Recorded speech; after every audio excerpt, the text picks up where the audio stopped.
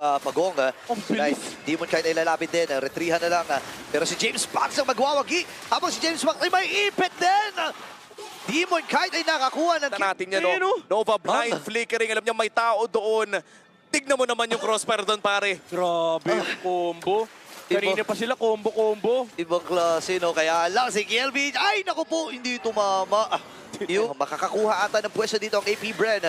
Tatawagin na si Marvel. Hawak din ni Yue Phantom Seed. Si Demon Guide ay buwelo lamang. At siya'y nagwagi doon sa Pagong. Kaya lang yung AOG ay walang tatamaan. Tatama ba yung Abyssal Arrow? Hindi.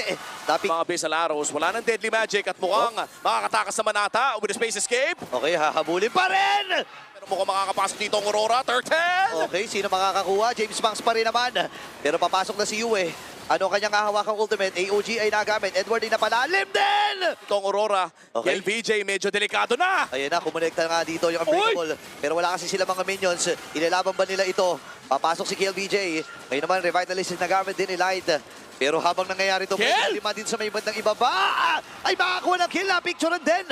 Yung itong si DK. Yue na magandang ultimate. Ito na yung Marbiel. Ayun na, yung SOD ay kumonekta na rin. AOG as well.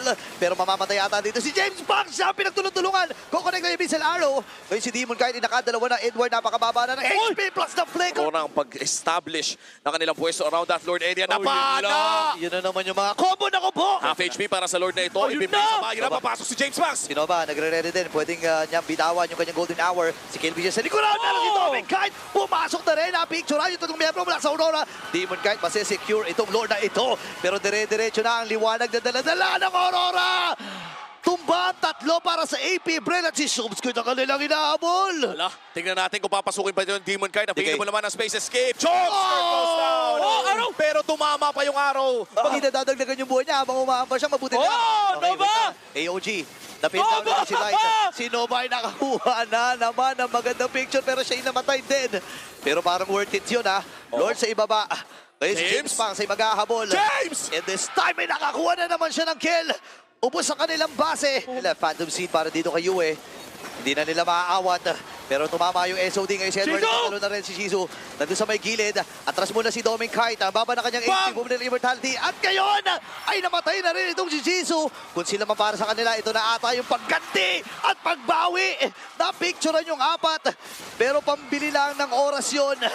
And tatlong miyembro kagad para sa AP ang tumumba. Phantom City gagamitin. James Banks versus 2. Pero ayaw na nila pauwiin pa. Parang hindi na ata kakayanin pa. And James Banks ay tumumba.